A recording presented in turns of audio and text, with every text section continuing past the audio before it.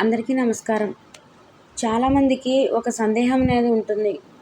ఎవరైనా మరణించిన వారి ఇంటికి వెళ్ళినప్పుడు అక్కడ కుటుంబ సభ్యులు వచ్చిన వారికి పళ్ళాలు, స్టీల్ పాత్రలు, బాక్సులు లేదా ఇతర చిన్న చిన్న గిఫ్ట్లను ఇస్తారు. ఇది చాలా సాంప్రదాయం చాలా చోట్ల ఉంది. అయితే ఆ వస్తువులు మనం ఇంటికి తీసుకువచ్చి వాడుకోవచ్చా లేదా అన్న సందేహం చాలామందిలో ఉంటుంది.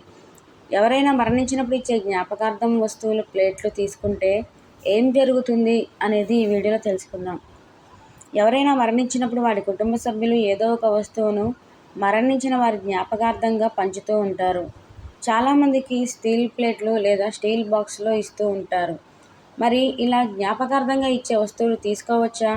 తీసుకుంటే ఏమైనా దురదృష్టం జరుగుతుందా? ఇలా ఇచ్చిన వస్తువులతో భోజనం చేయవచ్చా?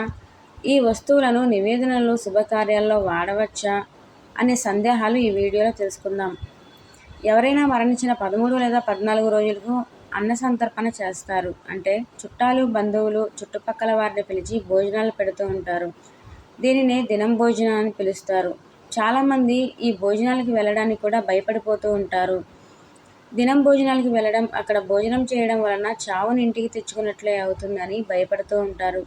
కానీ ఇదంతా ఒక అపోహ మాత్రమే. ఎలాంటి మూఢనమ్మకాలు లేవు. ఎందుకంటే దినం భోజనాలకు వెళ్తే చాలా మంచి జరుగుతుంది. అన్నదానం ఎందుకు చేస్తారు అంటే చనిపోయిన వ్యక్తి ఎవరికి రుణపడి ఉన్నాడో తెలియదు కాబట్టి వారి చేసే దానాల వలన అతనికి రుణం అనేది కొంచెమైనా తీరుతుంది. దినం భోజనాలకు పితృదేవతల ప్రసాదం అని, ఆ ప్రసాదాన్ని తప్పక స్వీకరించాలి అని శాస్త్రాలు చెప్పారు. కనుక దినం భోజనాలకు అందరూ తప్పకుండా వెళ్ళాలి. అంతేకాదు అన్నదానం వలన చనిపోయిన వ్యక్తి ఖాతాలో పుణ్యం అనేది కూడా పెరుగుతుంది. దీనివల్ల పాపం కూడా తగ్గుతుంది కాబట్టి చనిపోయిన 13, 14 రోజుల్లో పెట్టే దినం భోజనాలకు ఎంతో ప్రాముఖ్యత ఉంటుంది. ఇక ఇలా దినం భోజనాలు పెట్టిన తర్వాత చాలామంది చనిపోయిన వారి పేరు చెక్కి జ్ఞాపకార్థంగా ఏదో ఒక వస్తువుల్ని పంచుతూ, చాలా వరకు స్టీల్ బాక్సులు లేదా డబ్బాలను పంచుతూ వాటిపై చనిపోయిన వారి పేరు మరియు తేదీని జ్ఞాపకార్థంగా రాసి ఇస్తారు. అయితే వీటిని బహుమతిగా స్వీకరించకూడదు. ఎందుకంటే ఇది శుభకార్యం కాదు కాబట్టి అలా ఇచ్చే వాటిని దానంగా స్వీకరించాలి. ఇలా జ్ఞాపకార్థంగా ఇచ్చే వస్తువులు తీసుకోవాలా తీసుకోకూడదా అనే సందేహం చాలామందికి ఉంటుంది. కానీ ఇలాంటి భయాలు లేకుండా అలా ఇచ్చిన వస్తువులను చక్కగా ఇంట్లో వాడుకోవచ్చు. పూజ చేసేటప్పుడు కూడా ఈ వస్తువులను వినియోగించుకోవచ్చు. ఎందుకంటే జ్ఞాపకార్థంగా ఇచ్చిన వస్తువులను ఏదైనా పుణ్యకార్యాల్లో వాడుకుంటే ఆ పుణ్యం చనిపోయిన వారికి కూడా చేరుతుంది. కనుక ఎలాంటి భయం పెట్టుకోకుండా ఆ వస్తువులను ఇంటికి తీసుకొచ్చి వాడుకోవచ్చు.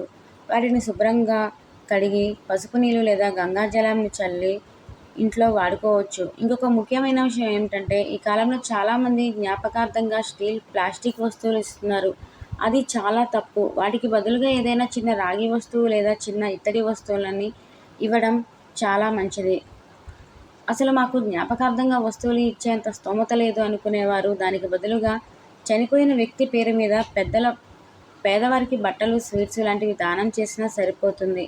ఇలా ఏదో ఒక విధంగా చనిపోయిన వారి పేరు మీద దానం చేస్తే వారి ఆత్మ ఉన్నత లోకాలకు చేరుకుంటుంది. కనుక జ్ఞాపకార్థంగా ఇచ్చిన వస్తువుల విషయంలో ఎలాంటి భయం పడాల్సిన అవసరం అనేది లేదు. ఇప్పుడు చనిపోయిన వారి ఫోటోలు ఎక్కడ పెట్టుకోవాలి అనే విషయాన్ని కూడా వివరంగా తెలుసుకుందాం. చాలామంది ఎక్కడ పడితే అక్కడ చనిపోయిన వారి ఫోటోలను పెడుతూ ఉంటారు. కానీ వాస్తుశాస్త్ర ప్రకారం మరణించిన వారి ఫోటోలను గోడకు వేలాడదీయకూడదు. వారి ఫోటోలను ఎల్లప్పుడూ కూడా ఏదైనా చెక్క బల్లపై పెట్టుకోవాలి. మరణించిన వారి ఫోటోలు ఎప్పుడూ కూడా దేవుడి గదిలో పెట్టి పూజ చేయకూడదు. అలా చేస్తే ఇంట్లో కలహాలు, కుటుంబ సభ్యులు, భార్యాభర్తలు ఎల్లప్పుడూ గొడవలు పడుతూనే ఉంటారు. మరణించిన వారి ఫోటోల పక్కన బ్రతుకున్న వారి ఫోటోలు పెట్టడం వలన వారికి ఆయుష్ తగ్గి చనిపోయిన వారి ఫోటోలు ఇంట్లోకి రాగానే కనిపించేట్లుగా పెట్టకూడదు. ఇలా పెడితే ఆ ఇంట్లో నెగిటివ్ ఎనర్జీ అనేది ఏర్పడుతుంది. చనిపోయిన వారి ఫోటోలు హాల్లో ఉత్తర దిక్కున పెట్టడం ఎంతో మంచిదని వాస్తుశాస్త్ర నిపుణులు సూచిస్తున్నారు. లేదా ఉత్తర దిక్కున, దక్షిణ దిక్కున. చనిపోయిన వారి ఫోటోలు కొంతమంది అందరికీ కనిపించే విధంగా హాల్లో పెడుతూ ఉంటారు. మరి కొంతమంది గుమ్మం దగ్గర, కొంతమంది బెడ్రూమ్లో కూడా పెట్టుకుంటూ ఉంటారు. నిజానికి చనిపోయిన వారు దేవుడితో సమానమని చనిపోయిన వారి ఫోటోలను దేవుడి మందిరంలో, కొంతమంది ఫోటోలు అయినా లేదా చనిపోయిన పెద్దలు ఫోటోలు అయినా ఇంట్లో ఎక్కడ పెట్టాలో అక్కడ పెడితేనే వాస్తు దోషాలు రాకుండా ఉంటాయి. అదేవిధంగా వారి యొక్క అనుగ్రహాన్ని పొందగలుగుతాము. పెద్దల ఫోటోలను ఎక్కడ పడితే అక్కడ పెడితే వారు ఆగ్రహానికి గురవుతారు. తద్వారా ఇంట్లో శుభకార్యాలు ఆగిపోతూ ఉంటాయి.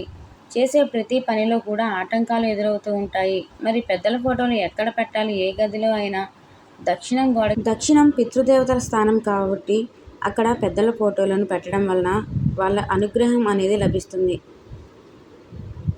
ఇక ఆ పెద్దల ఫోటోలను అలా పెట్టి వదిలేయకుండా అప్పుడప్పుడు తుడుస్తూ వాళ్ళకి పూలమాలను వేస్తూ ఉండాలి. ముఖ్యంగా ప్రతి నెల అమావాస్య రోజున మీ పెద్దలకు ఇష్టమైన ఆహారాన్ని వండి వారి ముందు పెట్టి వారికి నమస్కారం చేసుకోవాలి. ఇలా చేయడం వలన పెద్దల ఆశీర్వాదం ఉంటేనే ఇంట్లో శుభకార్యాలు కానీ వివాహాలు కానీ జరుగుతాయి. లేదంటే ప్రతి పనిలో ఆటంకాలు ఎదురవుతాయి. కనుక పెద్దలు మన కుటుంబాన్ని ఎప్పుడూ దీవిస్తూ ఉండాలి అంటే వారి ఫోటోలను దక్షిణ గోడకు పెట్టి ఈ విధంగా చేసుకోవాలి. ఎవరింట్లో అయితే శుభకార్యాలు జరగట్లేదు అని బాధపడుతున్నారో, ఇబ్బంది పడుతున్నారో ఖచ్చితంగా ఈ నియమాలు పాటించండి. ఈ వీడియో మీకు నచ్చినట్లయితే లైక్ చేయండి, షేర్ చేయండి, ఛానల్ను సబ్స్క్రైబ్ చేసుకోండి.